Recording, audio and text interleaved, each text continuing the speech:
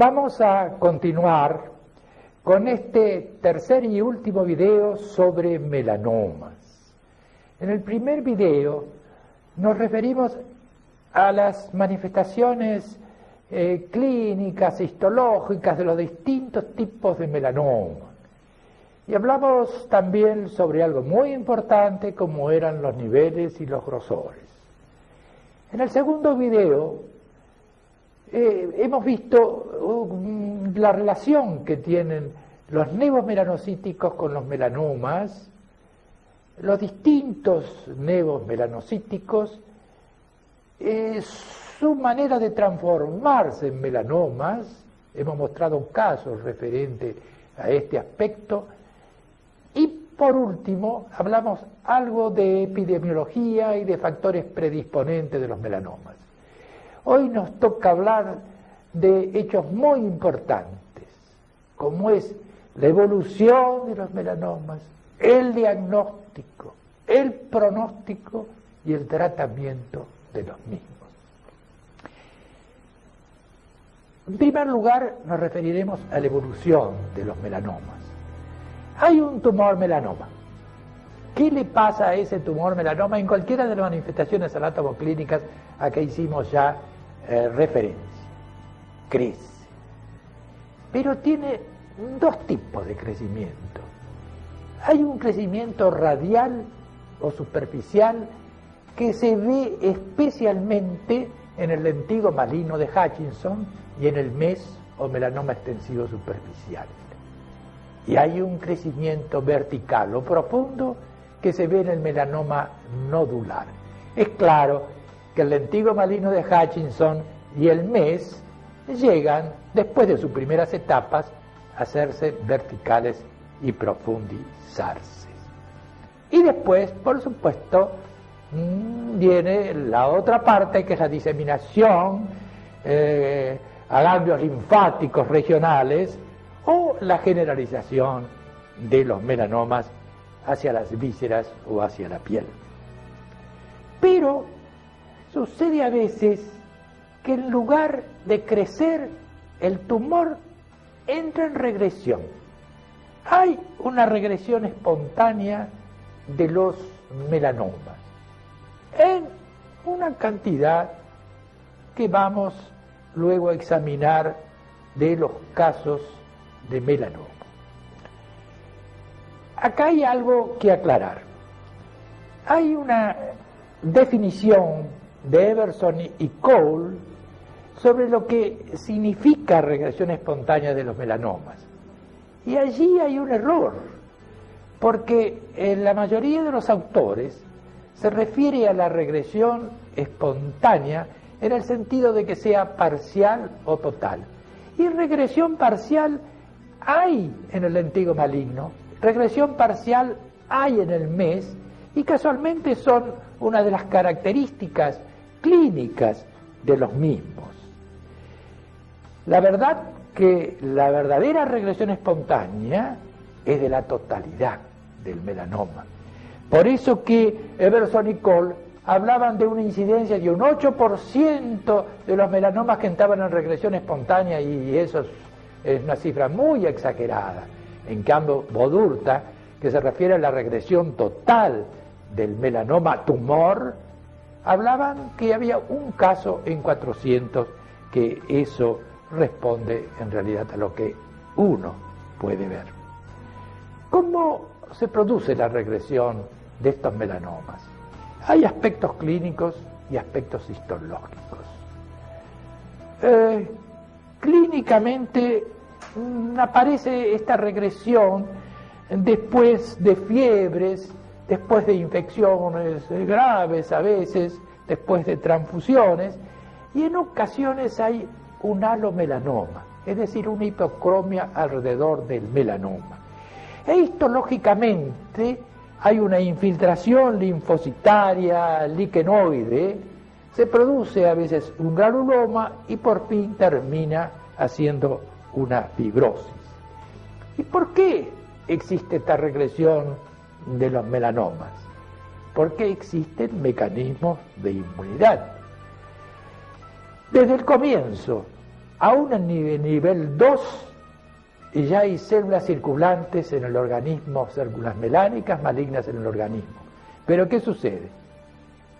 Que el organismo se defiende a través de mecanismos de inmunidad y hace que esas células melánicas no se desarrollen.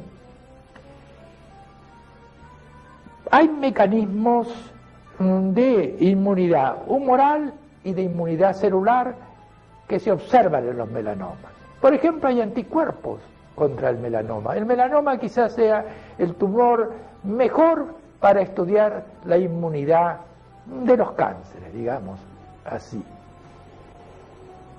Y hay una inmunidad celular que se revela porque las intradermorreacciones positivas con antígeno de melanoma dan positivas, y porque los linfocitos de alguien que tenga melanoma tienen citotoxicidad contra los antígenos de melanoma.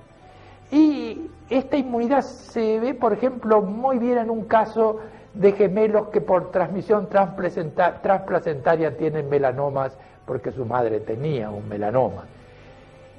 Uno de ellos, que tiene baja inmunidad, muere, y el que tiene buena inmunidad sobrevive. Sin embargo, hay hechos insólitos. No todo es tan así de la inmunidad de los melanomas. Los anticuerpos circulantes en realidad no sirven, digamos, como defensa, sino como, digamos, una orientación, una situación, un índice de que puede haber un melanoma, y además estos anticuerpos circulantes no son específicos. Pero yo les voy a mostrar a ustedes un caso que realmente es un hecho insólito y que demuestra que la inmunidad de los melanomas no sigue siempre, digamos, los caminos que se marcan cuando se habla de alta o baja inmunidad. Miren este caso. Es una enferma de 66 años. Tenía en la cara un lentigo maligno de Hutchinson. Vino a nuestra consulta, le hicimos el diagnóstico, la enferma decía que hacía mucho que lo tenía y que no se lo quería tocar, y no se dejó hacer biopsia. Vino posteriormente ya con un tumorcito agregado a esa lesión inicial del lentigo maligno de Hutchinson. Volvimos a insistir sobre la necesidad de biopsia y de extirparlo si es que daba positiva, que clínicamente parecía un lentigo maligno de Hutchinson, había que confirmarlo por la biopsia, y la enferma no vuelve. Y cuando viene, meses después, viene con una cicatriz en el cuello y casi una desaparición total del lentigo maligno de Hutchinson de la piel de la cara. Averiguamos qué había pasado con esa cicatriz de cuello y nos dice que lo habían interpretado como un tumor de las glándulas submaxilares y lo habían sacado. Y resulta que era un melanoma metastático en ganglios. Entonces lo mandan de nuevo a nuestra consulta.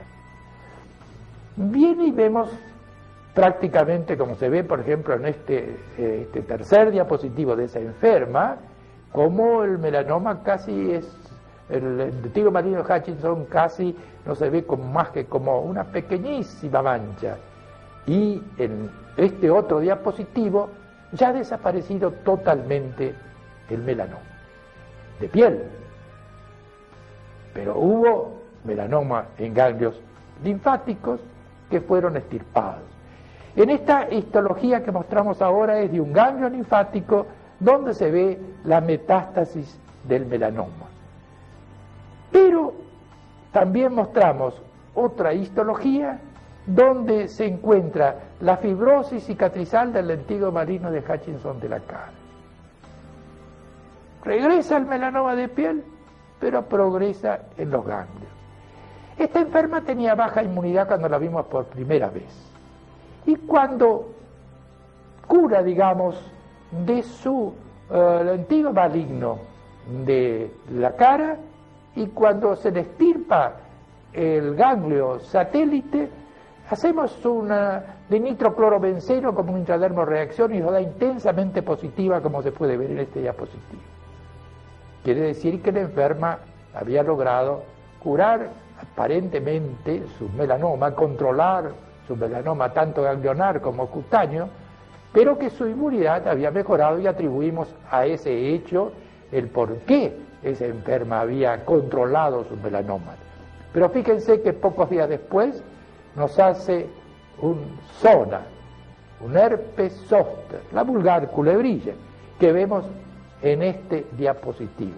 Y que el zona aparece cuando hay baja inmunidad. Entonces ven ustedes que las cosas no son tan como uno supone cuando habla de la inmunidad de los melanomas. Todo es relativo y hay hechos insólitos.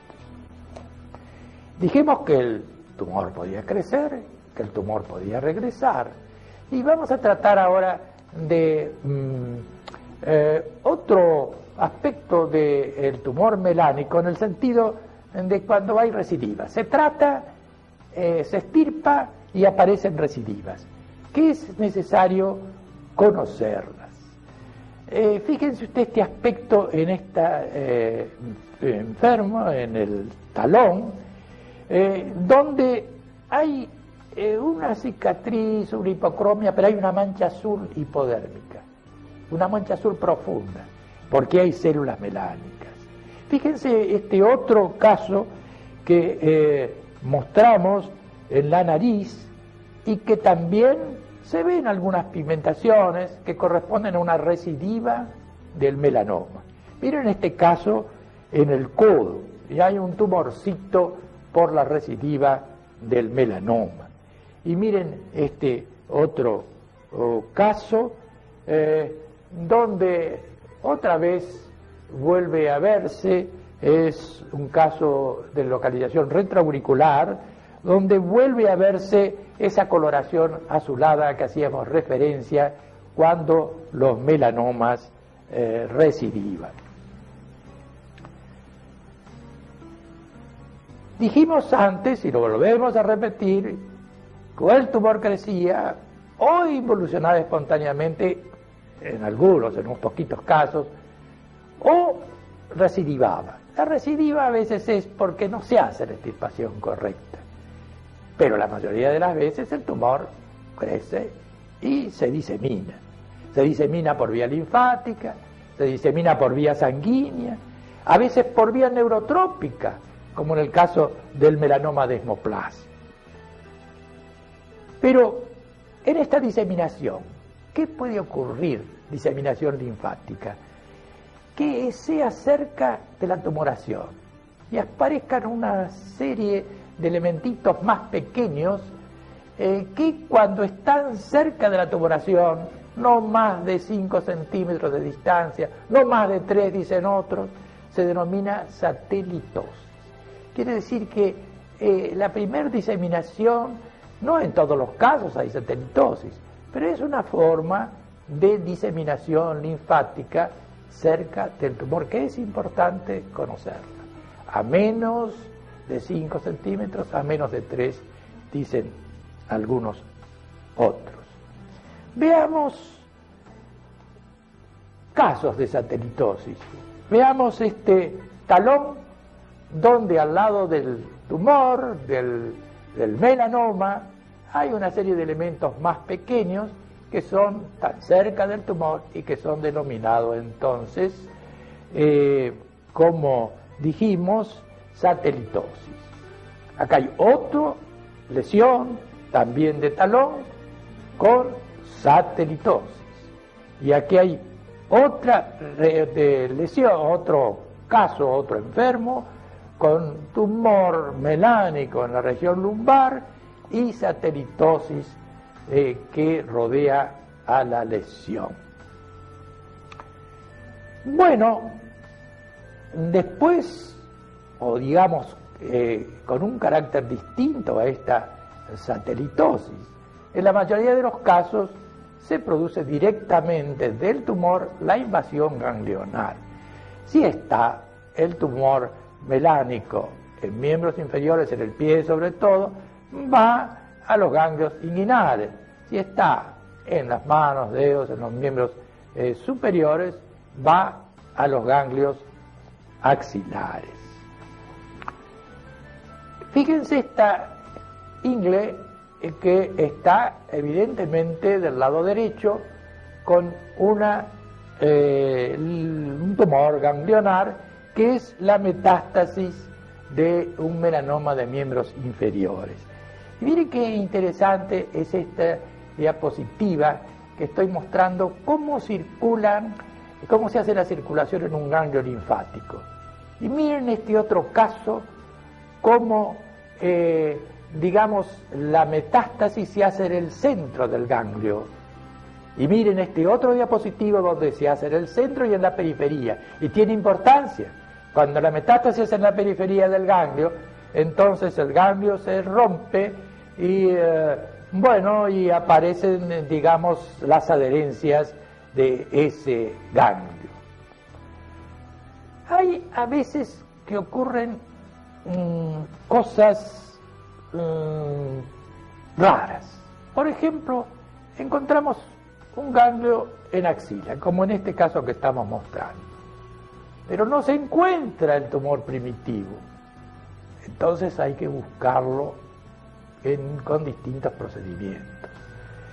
En este caso tenemos que buscar en el miembro superior, preguntarle al enfermo si no se ha operado de alguna lesión, si no tenía una lesión y se le fue. Y a veces tenemos que estar buscando, el enfermo no recuerda haber tenido ninguna lesión, haberse sacado nada, y tenemos a veces que buscar con luz de UV algún cambio de coloración que indique que allí hubo alguna lesión. Pero ocurre que a veces no lo encontramos. Son los casos de melanomas ocultos o invisibles. Hay algún autor que cree que en el propio ganglio, por un depósito anormal, por supuesto, de una célula melánica, se ha desarrollado el melanoma oculto. Pero la mayoría de las veces ha existido una lesión previa que en ese momento ha involucionado o ha sido extirpada y ha pasado desapercibida. Pero, ¿dónde más tenemos que buscar? Nosotros dijimos que los melanomas primitivos se localizaban en la piel y en las mucosas. Habrá que buscar en las mucosas. Habrá que buscar en mucosa vulvar, en mucosa rectal, en mucosa anal. Es claro que no es esa localización, no se trata de un ganglio satélite, pero de todas maneras en los melanomas suceden cosas tan raras que puede haber una adenopatía ganglionar por el melanoma y estar a distancia el tumor. Entonces tenemos que buscarlo en la piel, tenemos que buscarlo en la mucosa, tenemos que buscarlo aún en ojos y aún en meninges. Pero generalmente se trata de un melanoma que correspondía a la localización ganglionar. Y hay algo más. Cuando nosotros sacamos un ganglio, por ejemplo, de miembros inferiores o de miembros superiores y ha habido una lesión, vamos a decir, en pie con respecto a miembros inferiores, se produce a veces en el trayecto entre la cicatriz del ganglio de la ingle que hemos sacado o el vaciamiento de la ingle que se ha hecho y el tumor melánico que estaba en el pie, para dar un ejemplo, se produce en el trayecto una serie de tumorcitos, que son melanomas y se denominan melanomas en tránsito. Acá tienen un caso de melanoma en tránsito en un muslo y acá a mayor aumento el mismo tipo de melanomas en tránsito. Por eso que muchos expertos esperan después de sacar el melanoma, por ejemplo, el miembro inferior, esperan un tiempo, un mes a veces, antes de sacar la adenopatía satélite, porque en el trayecto podría haber células melánicas que no han llegado todavía a los ganglios entonces se espera ese tiempo, un mes aproximadamente, para hacer en un segundo tiempo la extirpación ganglionar. Esto no se ha demostrado exactamente si en realidad corresponde este tratamiento diferido de los ganglios, pero hay autores que suponen que las cosas son así. Y por supuesto que además de las metástasis por satelitosis, de la metástasis a los ganglios regionales, de la posibilidad de tumores ocultos, existe la diseminación. El tumor crece, se diseminan los ganglios y después va por vía sanguínea a otros sectores de la economía, va a la piel o va a distintas vísceras. Fíjense esta diapositiva donde muestra un tumor metastático en la piel. Qué difícil es el diagnóstico de que este tumor metastático pudiera ser un melanoma. Pudiera ser que uno pueda pensar en que es un tumor metastático, pero decir que es de un melanoma es más difícil, salvo el caso de que uno sepa que el enfermo tuvo un melanoma. Y miren estas metástasis en cuero cabelludo, exofíticas, de un color rojizo, donde también es muy difícil decir que son metástasis de un melanoma, salvo, como vuelvo a repetir, que se supiera que el enfermo tiene o ha tenido un melanoma. Miren, otra vez metástasis de cuero cabelludo, quiere decir que en cuero cabelludo son bastante frecuentes las metástasis de melanoma. Y miren otro, tercer caso de metástasis de un cuero cabelludo, en el cuero cabelludo. Y miren acá metástasis en pulmón, que tienen una frecuencia bastante alta cuando un tumor, un melanoma se disemina. Y acá otra radiografía donde también se ve las metástasis de un melanoma. El pulmón es una de las vísceras en donde se ve con frecuencia metástasis, pero hay otras localizaciones aún, digamos, superiores a las pulmonares. Fíjense en este cuadro que yo muestro, que es, digamos, una recopilación de grupos cooperativos muy grandes, donde se ven las localizaciones, los porcentajes de localizaciones clínicamente, es decir, lo que uno puede comprobar con la clínica y lo que se ve en la autopsia. Ven que en la autopsia están tomadas casi todas las vísceras y por supuesto una proporción mucho menor que las metástasis en pulmón, en hígado, en huesos y en piel, que son las localizaciones más frecuentes. Y hablemos un poquito de lo que denominamos micrometástasis. Son pequeñas metástasis que no se comprueban clínicamente y aún ni histopatológicamente, si no es en casos de autopsia.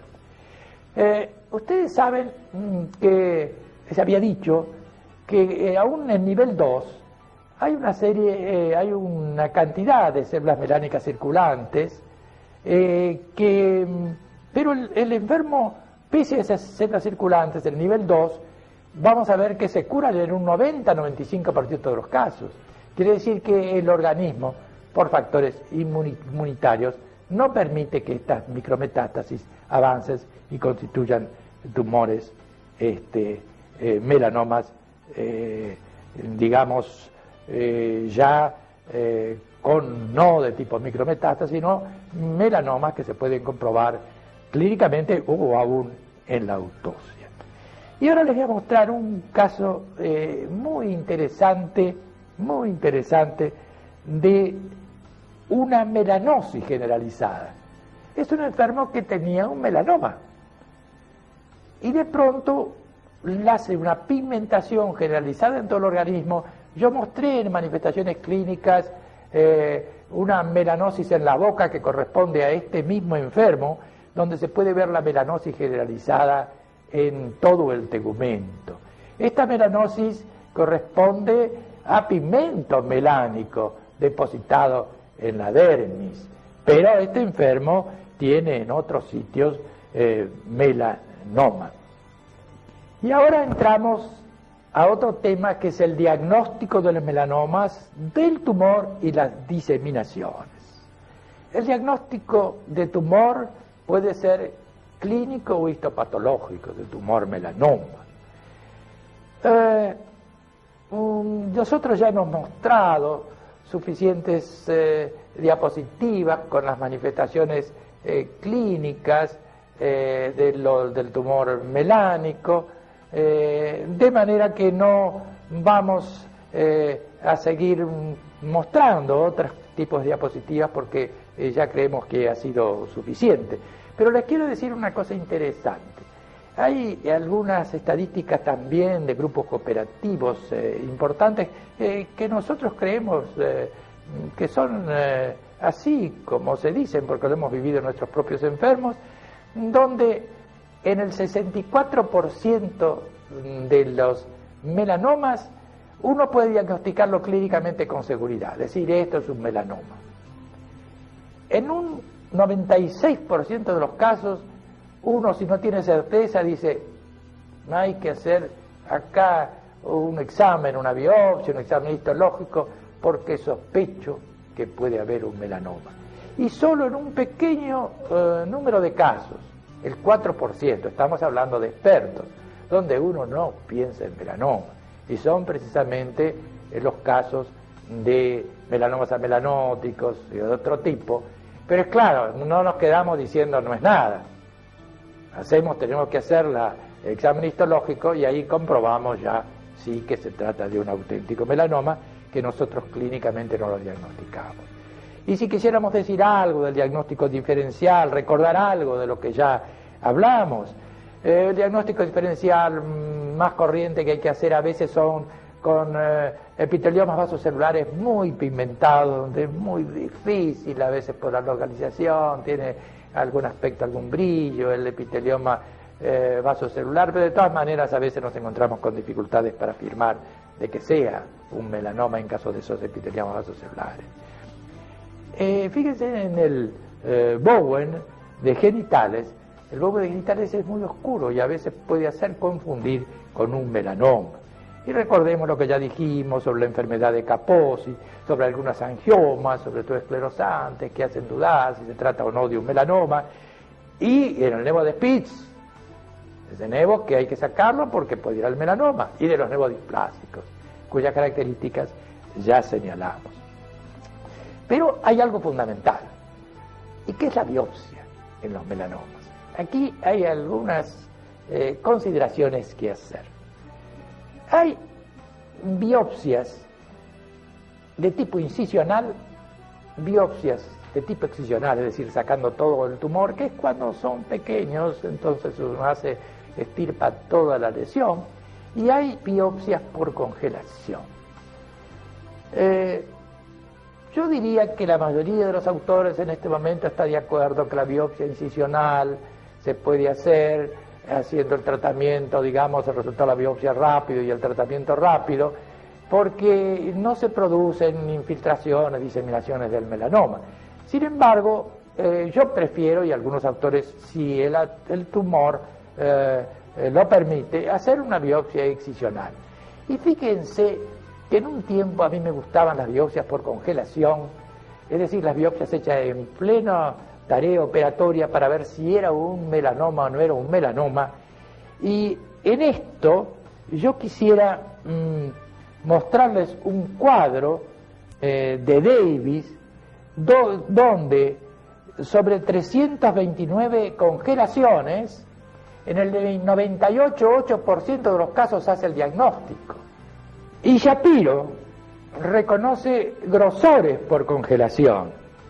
De manera que, ya con un patólogo experimentado, el diagnóstico por congelación sea muy interesante porque permite hacer la intervención en ese mismo momento.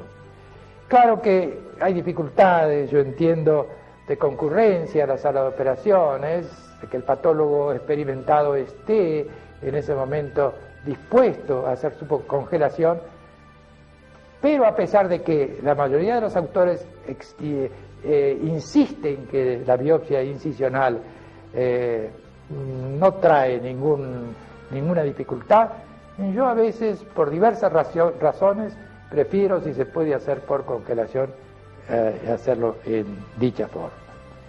Hemos hablado del diagnóstico de tumor clínico y histopatológico.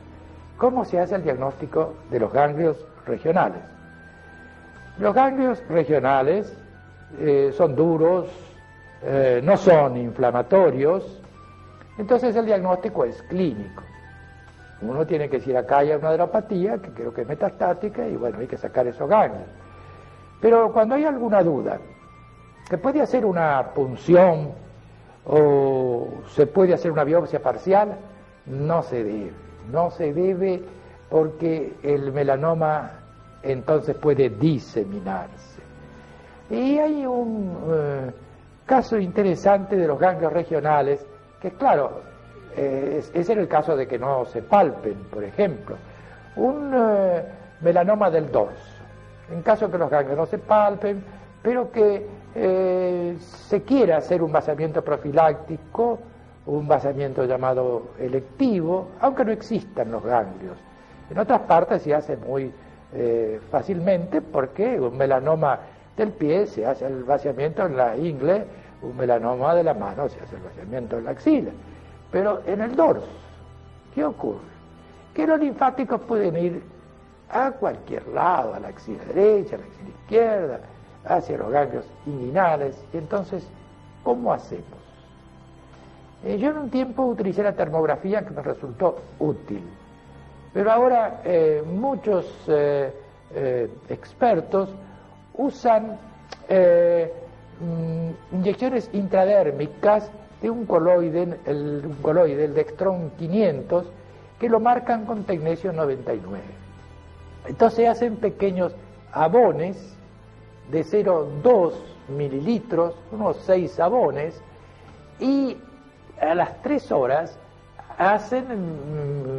miran a ver para dónde va el tecnesio 99, marcado, es decir, el coloide marcado con tecnesio 99.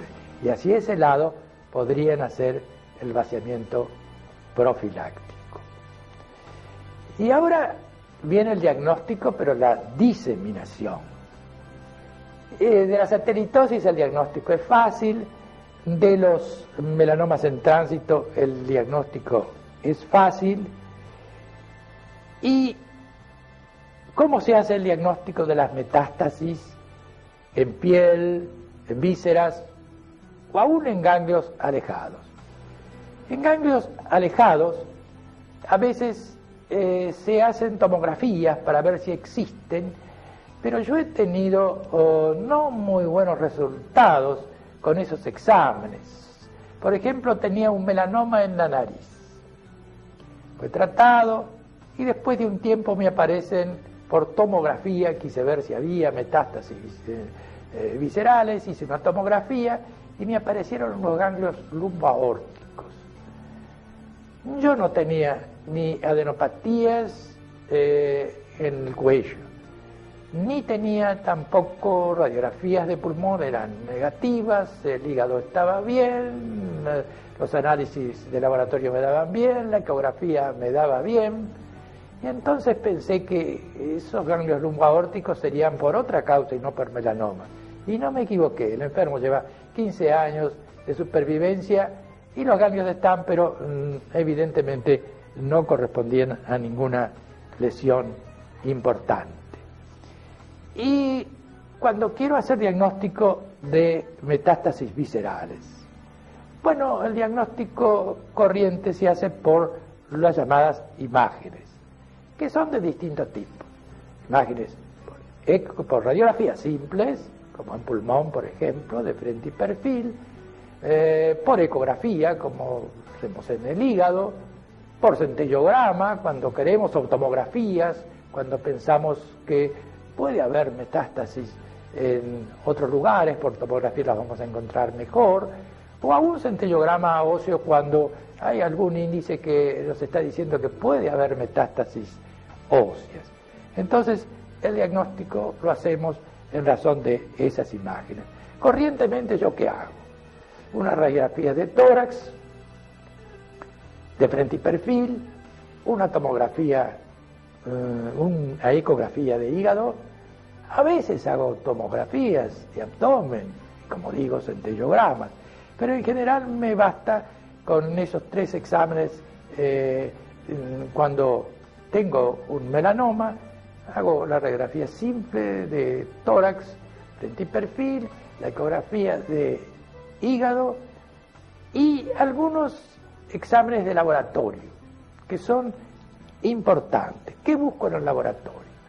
En la orina busco melanuria, IDOPA y MOPA medidos en fenilalanina. Cuidado con la melanuria, que cuando el laboratorista no sabe que uno está buscando porque hay un melanoma, puede equivocarse con pigmentos negros de la orina. Pero en la actualidad, la mayoría, cuando uno pide melanuria, la mayoría ya de los laboratoristas están muy avisados. Nos ocurría hace mucho tiempo. ¿Y qué más buscamos ya en la sangre? Buscamos enzimas. Enzimas, la deshidrogenasa láctica, la fosfatasa alcalina, la gamma-glutamil transpeptidasa, son las 3 enzimas más importantes que buscamos, aunque hay otras enzimas que algunos autores le dan valor. Y hay algo interesante, pequeño, pero que tiene alguna importancia, que es buscar la viscosidad sanguínea del plasma y de la sangre. La viscosidad sanguínea del plasma, por ejemplo, con el viscosímetro, es de 1,9 a 2,3, y en la sangre es de 3,5 a 5,4. Pero cuando hay grandes variantes entre plasma y sangre, esa viscosidad aumentada puede ser un índice de interés. Y hacemos, por supuesto, una rutina, un hemograma, a veces hay aumento de eosinófilos, un hepatograma, un eritro, etcétera, para ver en qué condiciones está el paciente en los exámenes de rutina.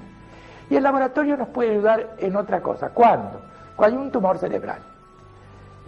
Podemos hacer punción lumbar y buscar en el líquido cefalorraquídeo las células del melanoma, células melánicas, que a veces hay necesidad de hacerlo con microscopía electrónica.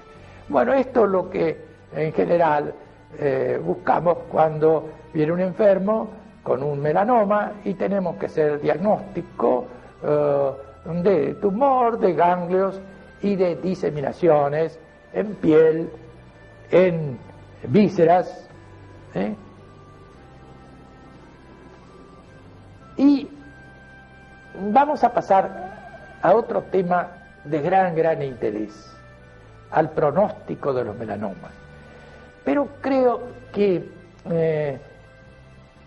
es mejor, en lugar de terminar en este tercer video con melanomas, porque hay muchas cosas importantes que decir con respecto a pronóstico y tratamiento, hacer un cuarto video, así podemos liberarnos y hablar en forma más despacio, no tan apresurada.